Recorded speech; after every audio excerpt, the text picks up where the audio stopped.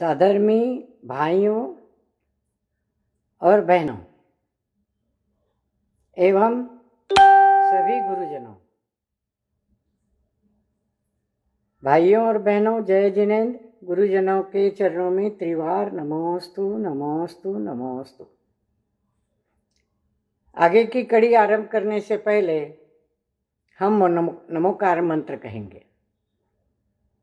नमो अरहंताणं, नमो सिद्धाणं, नमो आर्याणं, नमो वज्रायाणं, नमो लोये सवसाहम्।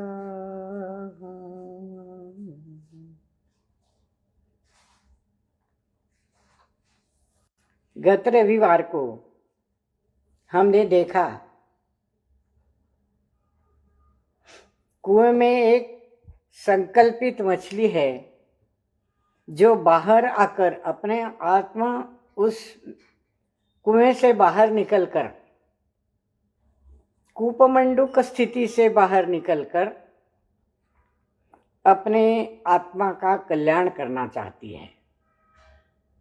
ऊपर से कुंभकार की छाया देखकर और बाल्टी कुएं में उतरती हुई देखकर उसके मन में आशा, एक प्रकार का आगे जाने का मार्ग दिखाई दे रहा है। अब बाकी सारे जीव जंतु, जलीय जीव जंतु, मछलियां सब भाग जाते अपने प्राण रक्षा के डर से, पर एक मछली, उसकी सखी जो है संकल्पिता मछली की, यह संकल्पिता मछली उसे कहती है, तुम भी चलो मेरे साथ, अपने आत्मा का कल्याण करने में जा रही हूं। तब वह सखी उसे कहती है कि दो बातें हैं, भिन्न है ये दोनों बातें। वास्तव में यहां रहना ही ठीक है, क्योंकि अपनी जाति के लोग ही अपने काम आते हैं और दूसरे किसी भी प्रकार से हमारे कोई अंत समय में काम नहीं आता। और जिसको आप धर्म कह रही हैं, वह धर्म भी, उसका झंडा भी डंडा बन जाता है और बांसुरी भी बांस बनकर पीट सकती है। ये पंचम काल की बलिहारी है। यहां तक हमने देखा था। ये जो संकल्पिता मछली का कथन है बड़ा ही मार्मिक है और उसने बहुत सुंदर शब्दों में समझाया है कि बाहरी लिखावट सी भीतरी लिखावट माल मिल जाए तो फिर क्या कहना। यह तो यहाँ तो मुंह में राम और बगल में छुरी वाली बगुलाई छलती है। दया करना अलग बात है और दया का क्षेत्र अलग है, दया का भाव अलग है। एक में जीवन है, दूसरे में जीवन का अनुभव है। और ये अस्त्र शस्त्र वस्त्र कृपाण सब दया का ये दिखाते हैं भाव, परंतु वास्तव में उनमें दया नहीं होती। कृपाण पर भी लिखा मिलता है दया धर्म का मूल है, पर उसमें कोई दया नहीं होती, उनमें कोई कृपा नहीं होती। किसी को जीवदान देने की, किसी को बचाने की कोई भाव उनके मन में नहीं आता है। हम आगे चलेंगे, पृष्ठ 73 पर देखिए। आगे सुनकर सखी की बात, अंतिम 4 पंक्तियां देखिए। सुनकर सखी की बात मछली पुनः कहती है, यदि तुझे नहीं आना है तो मत आ, परंतु उपदेश देकर और सहेली के बिना वह, परंतु उपदेश देकर व्यर्थ में समय मत गवा। आगे 74 पेज देखिए। और सहेली के बिना मछली अकेली ही चल पड़ती है और चलते हुए वो सामयिक सुक्तियां कहती जाती है, छोड़ती जाती है। क्या कहती है मछली? आगे का जो कथन है मछली का सचमुच बड़ा ही मार्मिक है। मछली क्या कहती है देखेंगे। प्रत्येक व्यवधान का 74 पेज आपने निकाल लिया होगा। प्रत्येक व्यवधान का सावधान होकर सामना करना नूतन अवधान को पाना है, या यूं कहे कि अंतिम समाधान को पाना है। थोड़ा लंबा कथन है, इसलिए थोड़ा थोड़ा हम सोचेंगे। प्रत्येक व्यवधान का सावधान होकर सामना करना अवधान को पाना है। मछली कह रही है, सोच रही है, बता रही है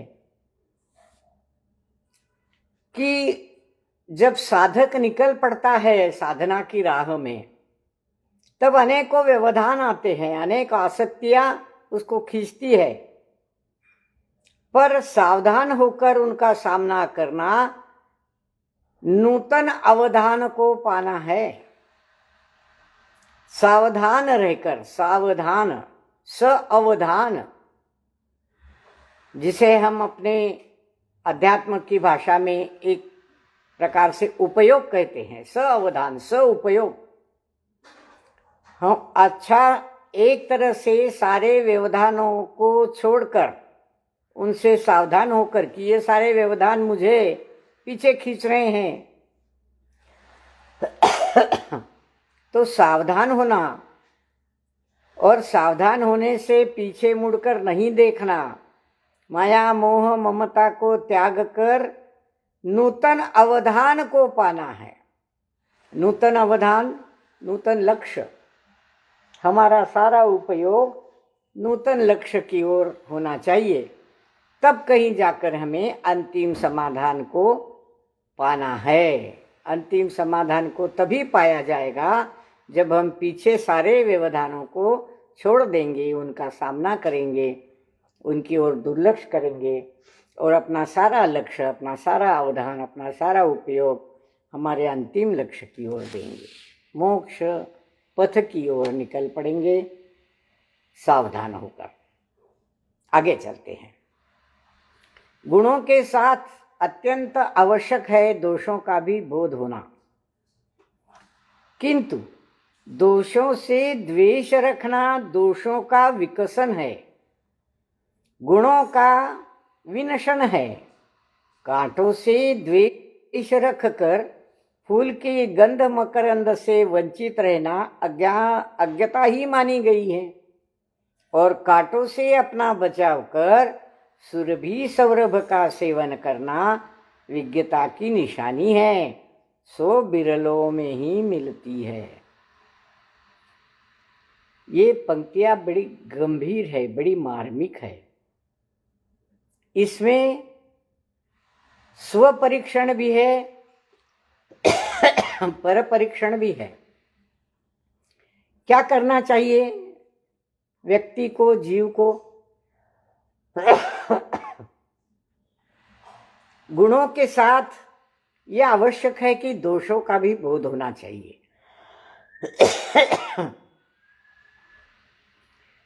माफ करिए। दोषों का बोध होना, किसके दोषों का बोध होना, किसके गुणों का बोध होना?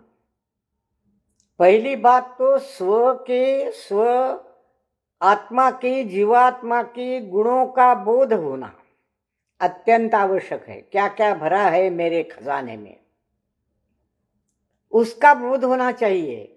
मैं कितना अमीर हूं, कितना रईस हूं, कितनी धन संपत्तियां मेरे इस आध्यात्मिक जीवन में भरी हुई है। इन गुणों का परिचय पाना, उसके साथ साथ दोषों का भी बोध होना चाहिए कि मुझ में है कितने दोष। अपने ही दोषों का परिचय, अपने ही दोषों का बोध होना आवश्यक है। अब जैसे स्व के गुण जानने हैं और स्व के दोष भी जानने हैं, उसी प्रकार पर के दोष भी जानने हैं। पर के गुण और दोष दोनों के साथ पर वस्तु को, पर व्यक्ति को, पर जीव को, सारे संसार को, अन्य सभी द्रव्यों को, जीव द्रव्य से लेकर सभी द्रव्यों को उनके गुण दोषों सहित जानना ही सही अवधान है। अगर हम गुण के साथ दोषों का भी परिचय नहीं करेंगे तो क्या होगा, ये भी आगे हमें आचार्य श्री बताते हैं। परंतु हम ऐसा करते नहीं ना, बड़े एक प्रकार से हम स्वार्थी होते हैं।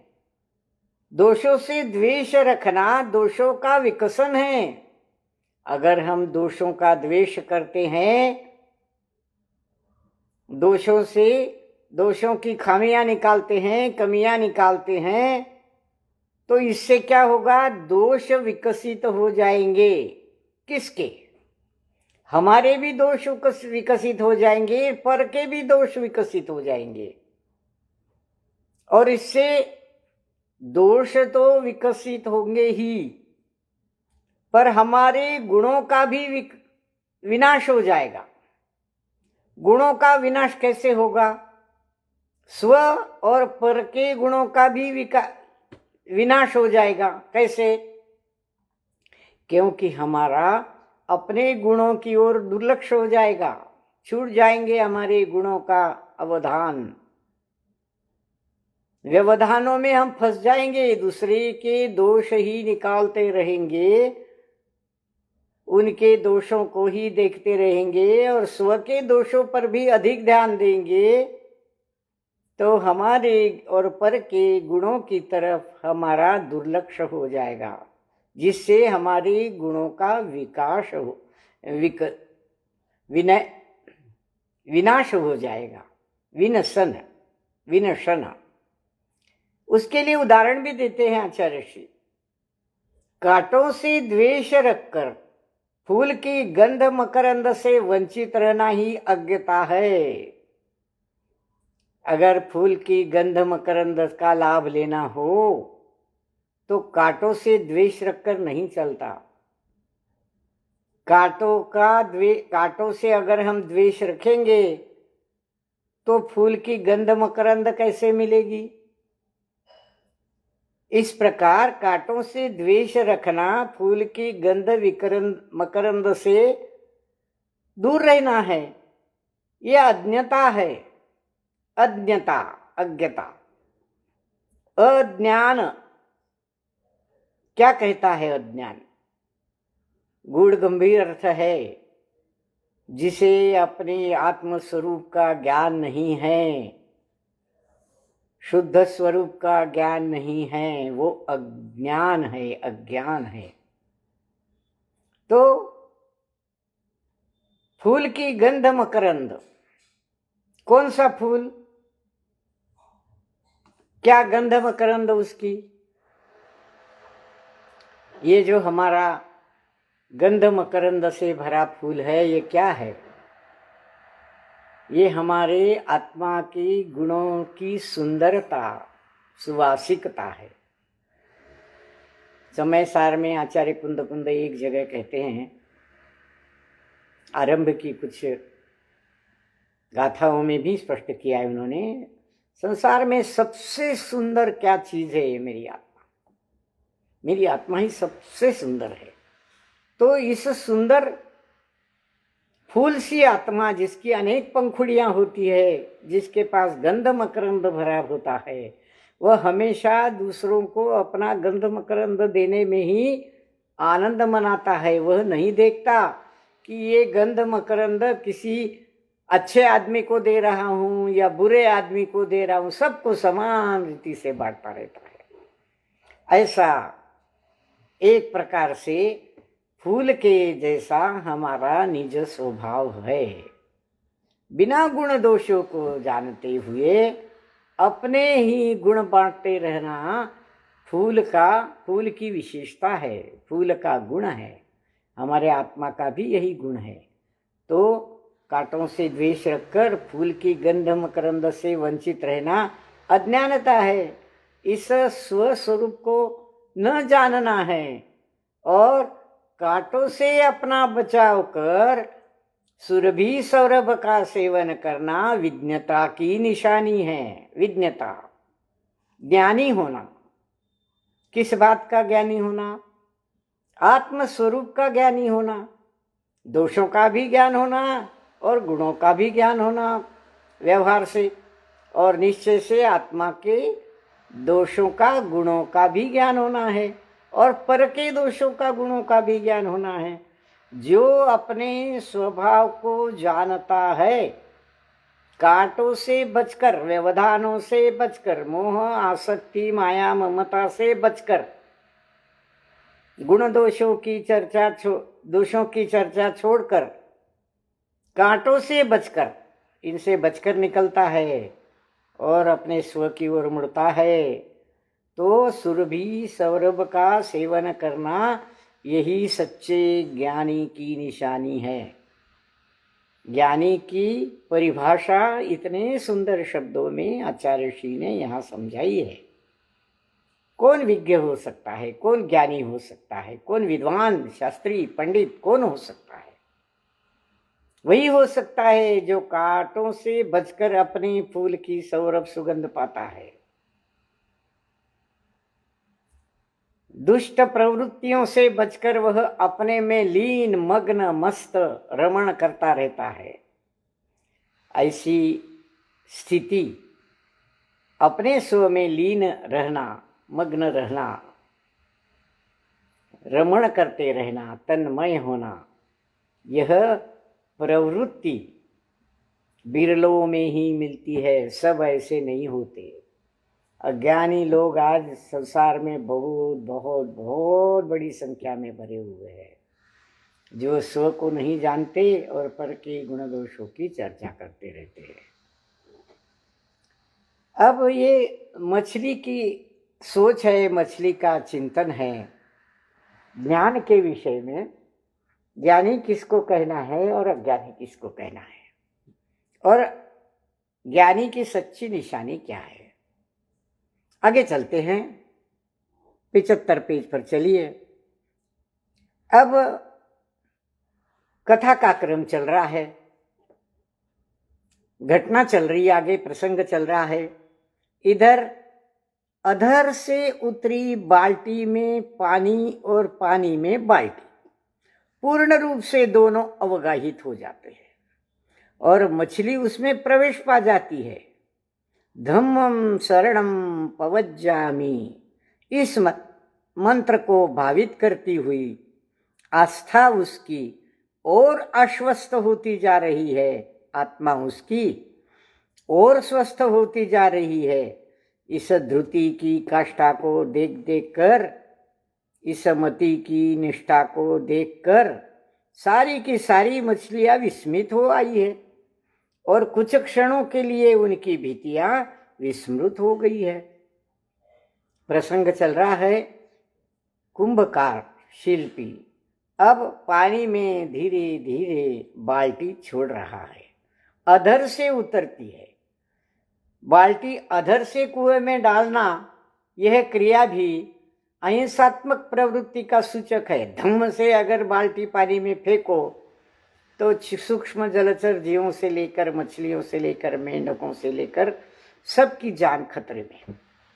इसलिए अधर से बाल्टी को धीरे धीरे उतारना होता है। बाल्टी में पानी और पानी में बाल्टी, लो कैसा विरोधाभास है ये विरोधाभास नहीं है। बाल्टी में पानी और पानी में बाल्टी, पहले तो हम पानी जब कुएं से निकालते हैं तब बाल्टी को पूरी तरह से पानी में डाल देते हैं, पानी में अंदर तक छोड़ देते हैं ताकि पानी बाल्टी में भर जाए। अगर ऊपर ही बाल्टी पानी के पृष्ठ भाग पर तरंगती रहेगी तो पानी कैसे भरेगा। तो इसलिए धीरे धीरे बाल्टी को हिला हिला कर बाल्टी को वो पानी में छोड़ी जाती है। तो पानी में बाल्टी और बाल्टी में पानी दोनों पूर्ण रूप से अवगाहित हो जाते हैं पानी में, क्योंकि बाल्टी में भी पानी आ गया और पानी में बाल्टी डूब गई, दोनों अवगाहित हो गए हैं। क्या हमारा ज्ञान भी इसी प्रकार नहीं है? जब हम अपने आप में डूब जाते हैं, चिंतन में डूब जाते हैं, तो चिंतन में हम डूबते हैं, चिंतन हम में डूबता है। उसी प्रकार ये पानी रूप ज्ञान भी हम में डूबता है और हम ज्ञान में डूब जाते हैं। ये अवस्था जिन्होंने अनुभव की है वो जानते हैं कि जब इस प्रकार का आत्मचिंतन में हम आत्मचिंतन में डूब जाते हैं, तब इधर उधर क्या चल रहा है कुछ समझ में नहीं आता। कितनी भी आवाजें हो, कितने भी खड़खड़ हो, धड़धड़ हो, कुछ भी हो, इर्द गिर्द क्या चल रहा है हमारी समझ में नहीं आता। क्यों? कि हमारा उधर कोई उपयोग ही नहीं लगता, ध्यान ही नहीं लगता, अवधान ही नहीं लगता, अपने ध्यान में हम मस्त होते हैं। तो इस प्रकार पानी में बाल्टी और बाल्टी में पानी दोनों पूर्ण रूप से अवगाहित हो जाते हैं पानी में, अर्थात ज्ञान में। मछली उसमें प्रवेश पा जाती है। इस अवस्था में मछली प्रवेश पा जाती है उस पानी में, उस बाल्टी में। क्या लिखा है उस बाल्टी में? बाल्टी पर धम्मं शरणं पवज्जामि, मैं धर्म की शरण में जाता हूँ या जाती हूँ। इस मंत्र को भावित करती हुई आस्था उसकी, किसकी? मछली की। मछली की आस्था और आश्वस्त होती जा रही है, आत्मा उसकी और स्वस्थ होती जा रही है। कहीं अपना कुएं का संसार छोड़कर पछतावा तो नहीं?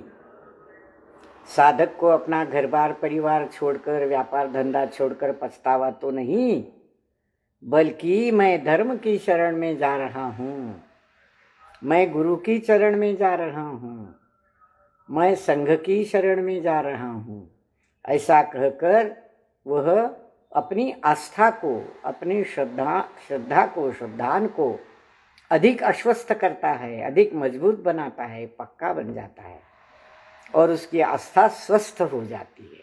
स्वस्थ, स्व में जो स्थित है वह स्वस्थ है। हम क्या कहते हैं? शारीरिक अर्थ से व्यवहार में हम प्रयोग करते हैं स्वस्थ है। तबीयत कैसी है? स्वस्थ है, बिल्कुल ठीक है। डॉक्टर भी कहते हैं स्वस्थ है, अभी ये इसको घर ले जा। ये व्यावहारिक शरीर की स्वस्थता है। अंदर की स्वस्थता क्या है? स्व में स्थित होना, यह अंदर की स्वस्थता है।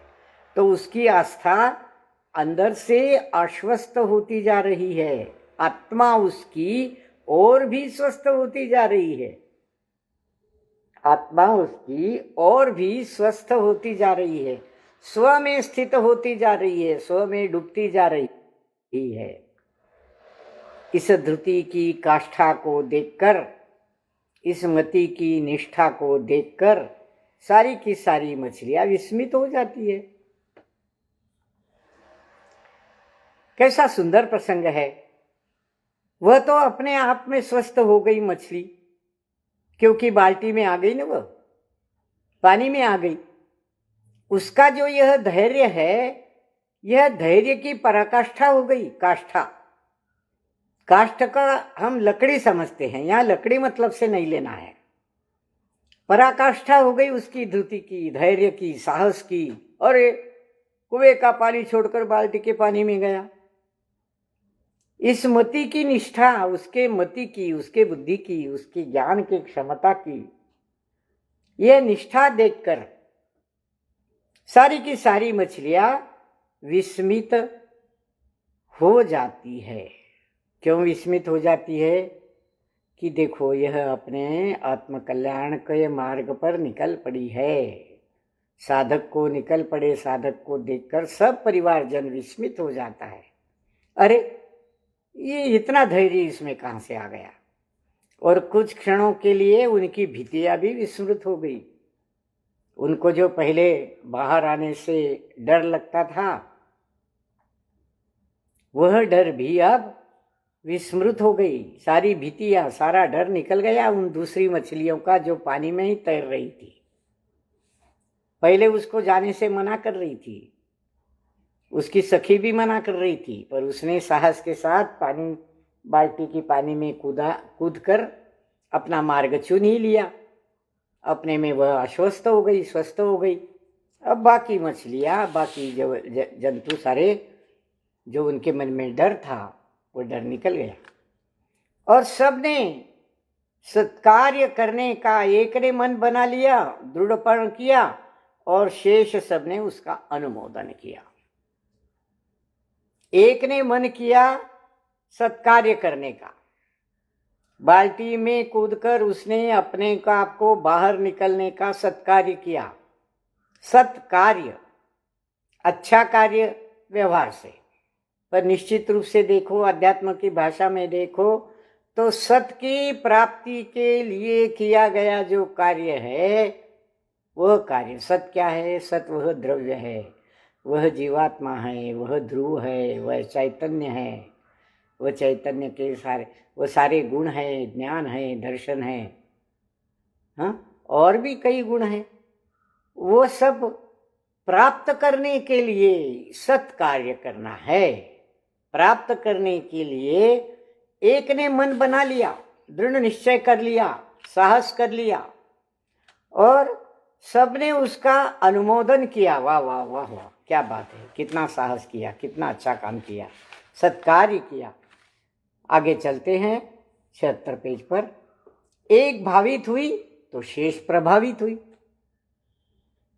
एक मछली भावित हुई तो शेष प्रभावित हुई, और एक को दृष्टि मिली तो बाकी लोगों को दिशा मिल गई।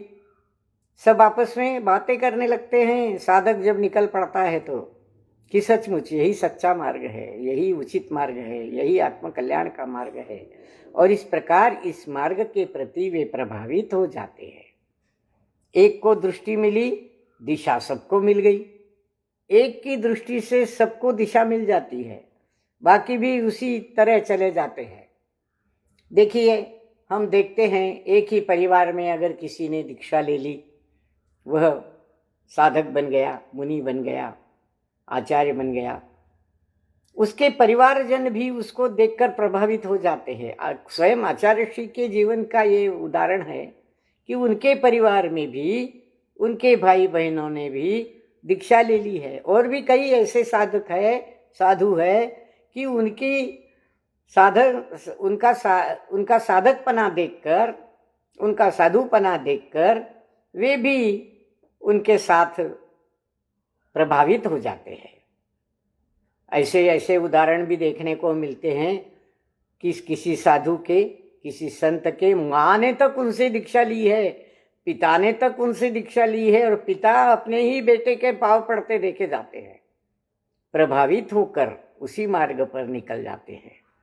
और कहने का मतलब ये है कि एक को दृष्टि मिली तो सबको दिशा मिल गई, दया की शरण मिली, जिया में किरण खिली और सब की सब उजली ज्योति से प्रकाशित हुई, स्नात स्नपित हुई, भीतर से भी और बाहर से भी तत्काल।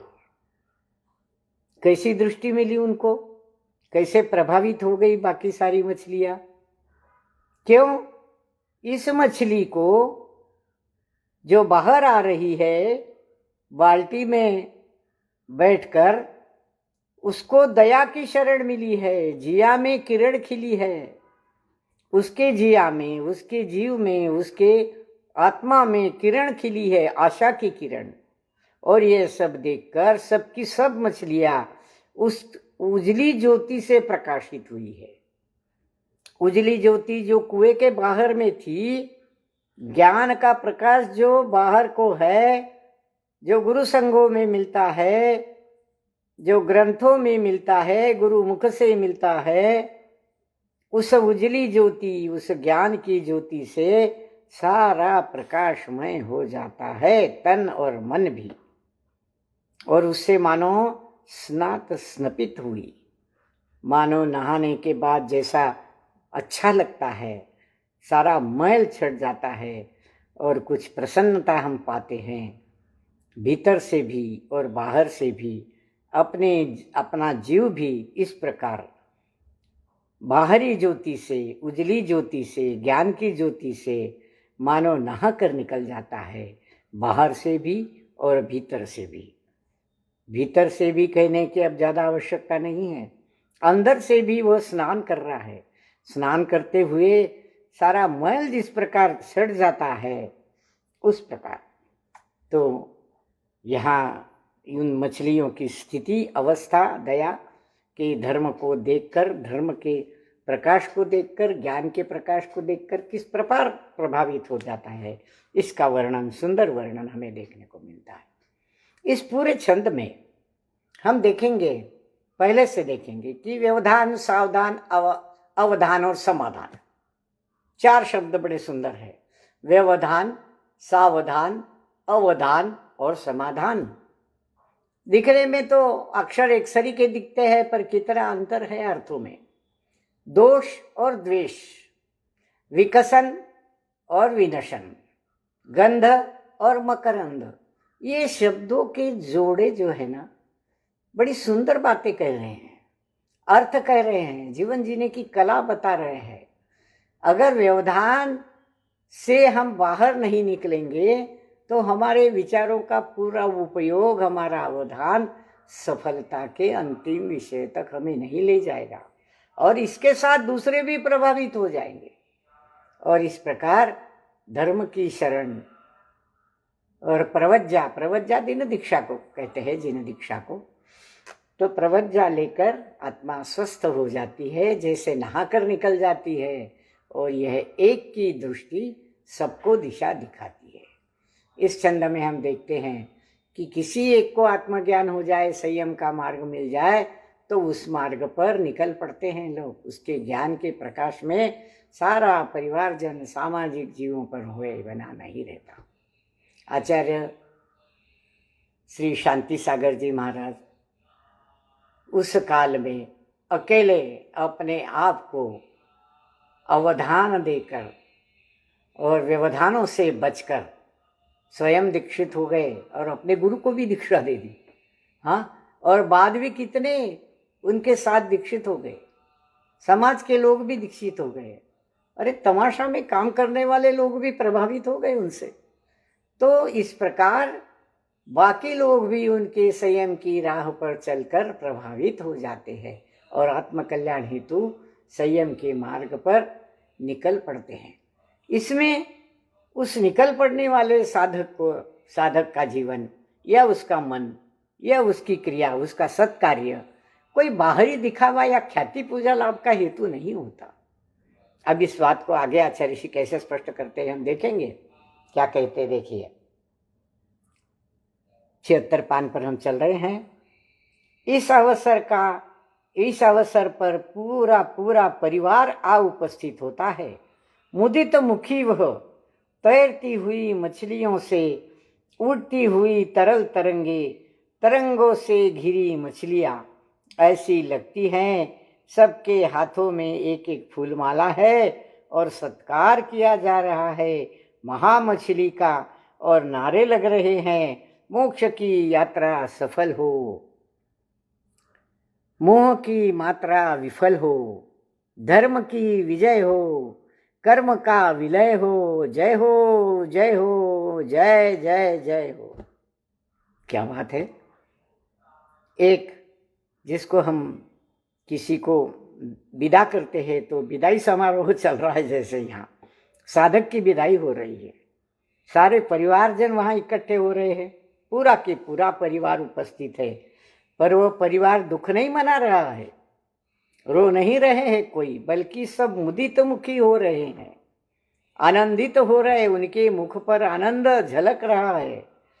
ये सारी जो अन्य मछलियां तैरती हुई सी थी, उड़ती हुई तरल तरंगों में वह घिरी हुई मछलियां जो थी, वो देखकर ऐसा लगता है कि ये सारी की सारी मछलियां जल में, कुएं में, उस बाहर निकलने वाली, जीवन के पथ पर निकलने वाली मछली का कैसे सत्कार करती है, जैसे एक एक फूल की माला से उसका सत्कार करती है। और मछली का सत्कार करते हुए नारे भी लगा रही हैं सारी मछलियां। क्या नारे लग रहे हैं? बड़ा दम है इस नारों में भी। क्या कहते हैं? मोक्ष की यात्रा सफल हो, शुभकामनाएं देती है। तुम्हारा जीवन सफल हो, तुम्हारी मोक्ष की यात्रा सफल हो, मोह की मात्रा विफल हो, मोह की मात्रा व्यवधान विफल हो, और धर्म की विजय हो, कर्म का विलय हो, और जय हो जय हो जय हो, जय जय जय हो। मछली की जय हो, धर्म की जय हो, मोक्ष की मात्रा की जय हो, सबका जय जय जयकार करती हुई सभी मछलियां नारे लगाती हैं। लो, अब समय निकट आ गया है। बाल्टी वह यान सम ऊपर उठने को है, और मंगल कामना मुखरित होती है मछली के मुख से। यह मेरी कामना है कि आगामी छोरहीन काल में बस इस घट में काम ना रहे। काम ना रहे अलग अलग है, काम ना रहे। जब सबने सत्कार किया तो जवाब तो देना चाहिए सत्कारार्थी को। क्या कहती है सत्कारार्थी वो मछली? जब समय निकट आ गया है, बाल्टी यान के समान ऊपर उठने को है, और उसकी मंगल कामना जो है ऊपर जाने की, और सबकी शुभ कामना मंगल कामना उसको जो मिल रही है, तब ये मछली उनको जवाब देती है सत्कार का। सत्कारार्थी मछली कहती है, यह मेरी कामना है कि आगामी छोरहीन काल में बस इस घट में काम ना रहे। मेरी यही कामना है, आगामी छोरहीन काल में। छोरहीन काल जिसका कोई अंत नहीं है, छोरहीन काल जिसका कोई अंत नहीं है। हमारे जीवन में हम सोचते हैं इस भव के जन्म से लेकर मृत्यु तक जीवन, क्या इतना ही छोरहीन काल है? नहीं, अगले और कितने भवों में, चारों गतियों में जन्म मरण कर संसार के दुख झेलने पड़ेंगे। कह नहीं सकते कितना हम पोटली में बांध के लाए हैं अपने कर्म की पोटली। उस पोटली के सारे कर्मों को हमें भोग कर ही छोड़ना पड़ेगा, उनको जलाना पड़ेगा। हमारे आत्म स्वरूप में तन्मय होकर उनको जलाना पड़ेगा। तो मछली कहती है, यही मेरी कामना है कि आगामी छोरहीन काल में, भविष्य के भव, अनेक भव, जो चारों गतियों में जन्म के बाद मरण के बाद, जन्म के बाद मरण के बाद, जन्म के बाद मरण काल मिलते रहेंगे। तो इस काल में, अब इस घट में, इस जीव में, इस जीवात्मा में कोई अभिलाषा न रहे, कोई काम न रहे। काम यानी व्यवहार से हम कहते कि मैं काम कर रहा हूं, कोई ऐसे हाथ से अपन काम करते हैं, तो ये काम नहीं। काम वो चीज है, आसक्ति को भी काम कहते हैं, इंद्रियों के उपभोग को भी काम कहते हैं। ये सारी वासनाएं न रहे, जीवन जीने की अभिलाषा न रहे, कोई काम न रहे, जीवन जीने की अभिलाषा न रहे, सुख उपभोग की अभिलाषा न रहे, इंद्रियों के सुख की, जीवन जीने की अभिलाषा न रहे। लोग मरते समय भी रोते हैं कि हाँ ये सब छोड़ के जाना पड़ेगा। परिवारजन भी रोते हैं, हमें छोड़कर जा रहे हो। तो इस प्रकार की कोई कामना, आसक्ति, अवधान, व्यवधान मेरे जीव में न आए, इस प्रकार का कोई काम न रहे। एक ही काम रहे, आगामी छोरहीन काल में मेरी आत्मा अधिकाधिक उन्नत होती रहे, यही काम रहे। इस शुभ यात्रा का एक ही प्रयोजन है। मछली कहती है, साम्य समता है, साम्य समता हो, मेरा भोजन हो, सदोदित सदोल्लसा मेरी भावना हो, दानव तन धर मानव मन पर हिंसा का प्रभाव न हो। यही कामना है मेरी कि इस शुभ यात्रा का मेरा एक ही प्रयोजन है कि साम्य समता हो मेरे जीवन में, मेरे अगले यात्रा में साम्य हो, समता हो। किसके साथ साम्य हो? व्यवहार से तो परजीवों के साथ साम्य हो। जैसा मेरा जीव वैसा ही ये दूसरे जीव, जैसे मेरा पुद्गल शरीर वैसे ही इनका पुद्गल शरीर। और आध्यात्मिक अर्थ में साम्य समता अपने जीवात्मा में होती है। मेरा जीवात्मा अपने आप में जब समता पाता है, उसके समान बन जाता है, तो वह साम्य का अनुभव करता है। स्वजीव के साथ, स्वजीवात्मा के साथ समानता का अनुभव करना। और इसीलिए कहा जाता है कि हे सिद्ध भगवान, मैं भी तुम्हारे समान हूँ। मेरा जीवात्मा और सिद्धा का जीवात्मा, इसमें कोई फर्क नहीं है। पर मैं कर्म के कलंक में तड़प रहा हूँ, उससे मैं भरा हुआ हूँ, संसार के चक्र में फंसा हुआ हूँ। तो इस प्रकार एक ही मेरा प्रयोजन है, मेरे आत्मा के साथ साम्य हो, समता हो। और साम्य समता ही मेरा भोजन हो, वही मेरा खाना पीना हो। किसके साथ? मेरे आत्मा के साथ।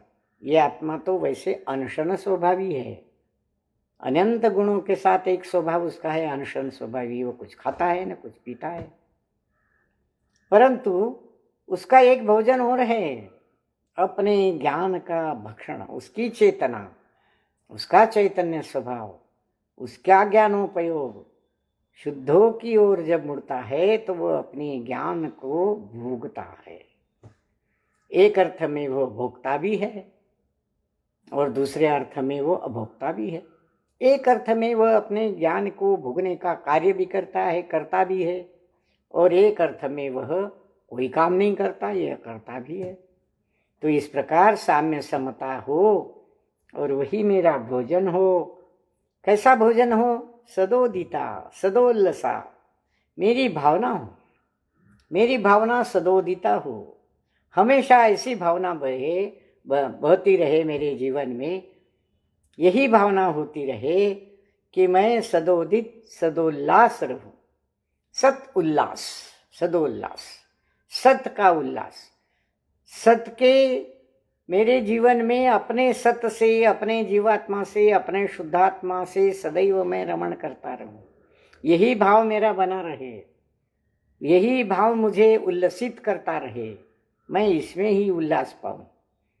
दानव तन धर, मानव मन पर हिंसा का प्रभाव न हो। दानव तन धर कर, दानव राक्षस को हम कहते हैं, राक्षस का शरीर धरकर भी और मानव का मन पर भी किसी भी प्रकार हिंसा का प्रभाव न हो। चाहे दानव जीवन में जाऊं, नारकी बन जाऊं, राक्षस बन जाऊं, चाहे मनुष्य गति में जाऊं, पर मेरे मन पर, मेरे तन पर हिंसा का प्रभाव न हो। मैं अहिंसक बनकर ही अपना मार्ग तय कर पाऊं।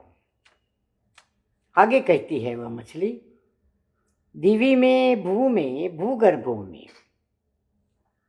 अगले पेज पर चलते हैं, 78 पेज है। जिया धर्म की, दया धर्म की प्रभावना हो। यही मेरी भावना है। मेरी भावना है कि दिवी में और भू में, दिवी ऊर्ध्वलोक, जो ऊर्ध्व स्थिति है वह, भूलोक मध्यलोक, और भूगर्भ यानी भू के नीचे, मध्यलोक के नीचे का हिस्सा, जिसे हम नरक कहते हैं। तो ऊर्ध्वलोक में, भूलोक में यानी ऊपर के लोक में, मध्यलोक में, पाताल में, या नारकियों के जहाँ बिल होते हैं, उन नारकी स्थितियों में, वहाँ के अवस्था में क्या होना चाहिए? जिया धर्म की, दया धर्म की प्रभावना होती रहे। तीनों लोकों में जिया धर्म, जीव का जो धर्म है उसकी प्रभावना होती रहे। जीव एक वस्तु है, उस वस्तु का धर्म है स्वधर्म। उस स्वधर्म की, दया धर्म की प्रभावना होती रहे। कोई हिंसा उसके जीवन में प्रवेश न करे। ऐसी प्रभावना होती रहे, यही मेरी अंतिम अभिलाषा है, यही मेरी अंतिम इच्छा है। ऐसा सत्कारार्थी के रूप में मछली सबसे विदा लेती है और वह निकल पड़ती है अपने मार्ग पर। हम आगे चलते हैं। अब इस प्रकार जब वह ऊपर आती है, सबके कल्याण की भावना से लेकर ऊपर आती है, तो लबालब जल से भरी हुई बाल्टी कूप से ऊर्ध्व गति वाली होती है। पतन पाताल से उत्थान उत्ताल की ओर केवल देख रही है मछली। जल का अभाव नहीं, बल का अभाव नहीं, तथापि तैर नहीं रही मछली। भूल सी गई है तैरना वह, स्पंदनहीन मति वाली हुई है। स्वभाव का दर्शन हुआ कि क्रिया का अभाव हुआ सा लगता है। अब अमंद स्थिति वाली होती है वह। बाल्टी में वह मछली अब निकल पड़ी है। कैसी है बाल्टी? लबालब जल से भरी है, और भरी हुई बाल्टी जब कूप से ऊपर ऊपर आ रही है, ऊर्ध्व गति वाली हो रही है, तो पतल पाताल से उत्ताल की ओर केवल देख रही है मछली। अब वह निम्न लोक से, पाताल लोक से, जहां पतन हो रहा था जीवन का, ऐसे लोक से वह उत्थान की लोक की ओर, ऊर्ध्व लोक की ओर, उत्ताल लोक की, ऊपर के लोक की ओर वह देखती रह जाती है। जल का अभाव नहीं है बाल्टी में, पानी ही पानी भरा है, लबालब भरी है। उसके पास बल का भी अभाव नहीं है, बल है उसमें अभी, यानी जीव है अभी उसमें, क्योंकि पानी में है वो। तथापि वह तैर नहीं रही है। बाल्टी, ज्ञान की बाल्टी साधक के जीवन में जब भरी हुई ऊपर की ओर चलने लगती है, एक यान समान, तो उसमें किसी भी बात का अभाव नहीं होता, किसी भी बात का बल का अभाव नहीं होता, न ज्ञान का अभाव होता है। उसका क्षेपक्षम बढ़ते बढ़ते जाता है और वह अपना तैरना भूल जाती है। मछली भूल सी गई है तैरना, स्पंदनहीन मति वाली हो गई है, स्पंदनहीन। श्वासोच्छ्वास जो चलती है हमारी, कैसे चलती है? हम कहते हैं कि हमारा शरीर श्वास पर जीता है, श्वास स्वच्छंदस। ये जो 10 क्रियाएं हैं हमारी, उसमें श्वास उच्छ्वास भी एक क्रिया है। श्वास पर हमारा शरीर जीता है, प्राण, शरीर का प्राण माना जाता है श्वास को, पर शरीर तो पुद्गल है। हमारा जीवात्मा तो चेतन प्राण पर जीता है। तो ये चेतन प्राण की ओर जब उसका लक्ष्य, उसका अवधान, उसका सारा चित्त उसी में स्थिर हो जाता है, तो वह तैरना भूल जाती है, क्रिया करना भूल जाती है, स्पंदनहीन हो जाती है। श्वासोच्छ्वास के कारण जो स्पंदन उठते हैं हमारे जीव में, हमारे आत्मा में, हमारे शरीर में, और जो हमारे शरीर, हमारे द्रव्य से, हमारे ध्रुवता से जो प्रति समय पर्याय उत्पन्न होती है, उनका उत्पाद व्यय होता है, तो उस पर्याय के निकलने से और विलीन होने से स्पंदन होता है, और वह स्पंदन शरीर में एक प्रकार से शरीर को प्रभावित करता है। स्पंदन होना 2 अर्थों से, एक तो शरीर का श्वासोच्छ्वास का स्पंदन, और दूसरे आत्मा के साथ होने वाले पर्याय के उत्पाद व्यय का स्पंदन।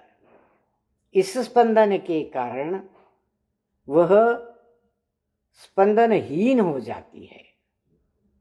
कैसे स्पंदनहीन होना? कोई स्पंदन नहीं उठ रहा है, और स्पंदनहीन मति हो जाती उसकी बुद्धि, उसका ज्ञान मतिहीन हो जाता है, कुछ नहीं सोचती, वह निर्विकल्प हो जाती है। और निर्विकल्प होना क्रिया का अभाव, कोई विकल्प नहीं, कोई क्रिया नहीं। ऐसा लगता है अमंद स्थिति वाली होती है वह, अमंद स्थिति वाली। मंद स्थिति, अमंद स्थिति, मंद से मंदतर, और अमंद यानी जिसमें कोई मंदता ही नहीं है, अमंद। ऐसी अमंद स्थिति यहाँ ध्यान की एक परमोच्च अवस्था का, दशा का वर्णन किया जा रहा है। कोई मंदगति भी नहीं रही उसमें, निर्विकल्प ऐसी स्तब्धता आ गई एकदम। और ऐसी निर्विकल्प अवस्था ही परमोच्च अवस्था है। उसी में हमारी जीव का हमें स्वरूप दर्शन हो जाता है, हमारा जीव का स्वरूप दिखाई देता है हमें। तो यहाँ ये जो मछली है, संकल्पिता मछली है, वह अपने सत्कार का जवाब देते हुए जो सोच रही थी, जो जवाब उसने दिया, वह जवाब उसको एक प्रकार से मतिहीन बना देता है। अब वो कोई सोचती नहीं है, निर्विकल्प हो जाती है, तैरती भी नहीं है, स्तब्ध, बिल्कुल स्तब्ध हो गई है। आगे चलते हैं। बाल्टी वह अबाधित, बाल्टी वह अबाधित ऊपर आई भू पर, कूप का बंधन दूर हुआ मछली का, सुनहरी है सुख जरी है धूप का वंदन। बाल्टी अबाधित रूप से ऊपर आ गई है, कूप का बंधन छूट गया है, और बाहर क्या दिखता है? धूप दिखती है। कैसी धूप है? सुनहरी सुख जरी, सुनहरी भी है रंग, सुनहरे रंग की धूप, और सुख जरी, सुख का झरण करने वाली, सुख को देने वाली। क्योंकि सुबह सुबह का ये क्रिया चल रही है ना। सुबह की धूप कैसी होती है? सुनहरी। और कैसी होती है? सुख जरी। सुबह की धूप में, सुबह की धूप दिखना, उसमें खड़े रहना, उसमें कोई काम करना हमें भी अच्छा लगता है अपने दैनिक जीवन में। तो यह सुख झरी है, ऐसे धूप को वह वंदन करती है। और आगे चलते हैं 79 पेज पर। पूर्व हुआ वह सुख का, धूप की आभा से भावित हो, रूप का नंदनवन धूल का समूह वह, सिंदूर हुआ मुख का, मछली की आंखें अब दौड़ती है सीधी उपाश्रम की ओर।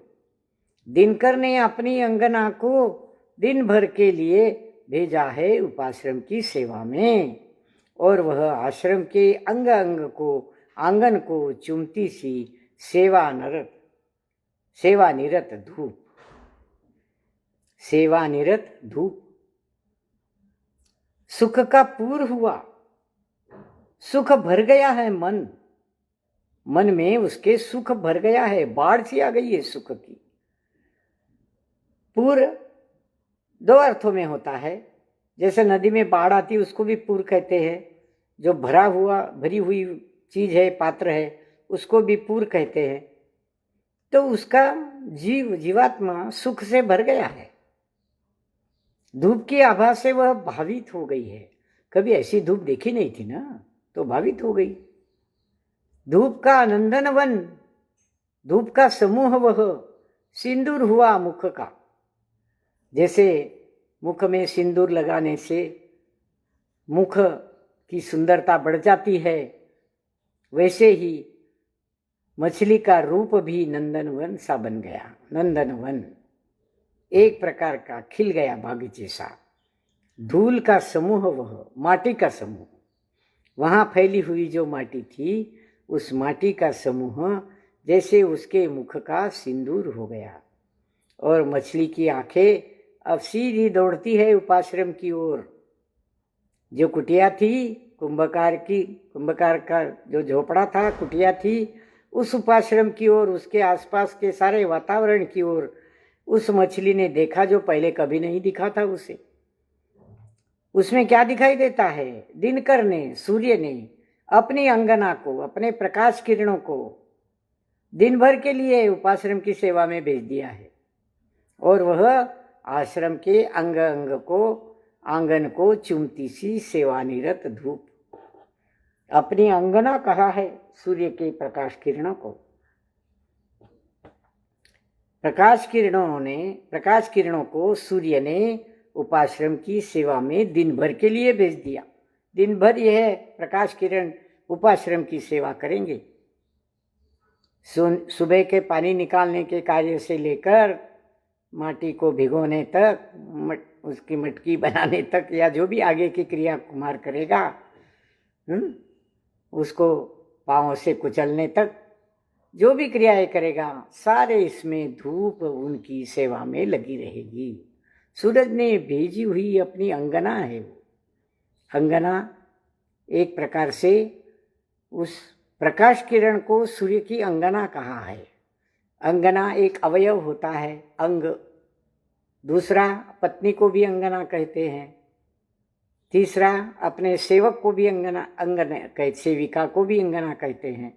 तो उस सूर्य ने, दिनकर ने अपनी अंगना को दिन भर के लिए उपाश्रम की सेवा में भेजा है, और वह आश्रम के अंग अंग को, आंगन को चुमती सी धूप अपनी मालिक की आज्ञा में वह सेवानिरत हो गई है। सूर्य की आज्ञा में सूर्य ने भेजा है तो बस वह सेवा में निरत हो गई है। यहाँ हम रुकते हैं। आगे का परिच्छेद थोड़ा लंबा है। हम अगले रविवार को मिलेंगे। जिन भाई बहनों ने इस कथाक्रम को पसंद किया है, अपने अभिप्राय भेजे हैं, पसंदगी भेजी है, उन सबको धन्यवाद, बहुत बहुत धन्यवाद। कुछ लोगों के फ़ोन भी आए हैं और उन्होंने अपने अपने परिचितों को ये लिंक भेजी है, अपने ग्रुप में भी ये लिंक डाली है। उन सब का बहुत बहुत धन्यवाद। इसी प्रकार कोई भी शंका कुशंका हो या मेरे कहने में कोई गलती हुई है तो प्रेक्षकगण मुझे क्षमा करे, गुरुजन क्षमा करे, आचार्य श्री क्षमा करे, अर्थ में कोई भूल हो गई हो तो क्षमा क्षमा क्षमा। हम रुकते हैं। जावाणी के ज्ञान से सूझे लो कालो, सो वाणी मस्तक चढ़े सदा देत हो लो। जय हिंद। नमो।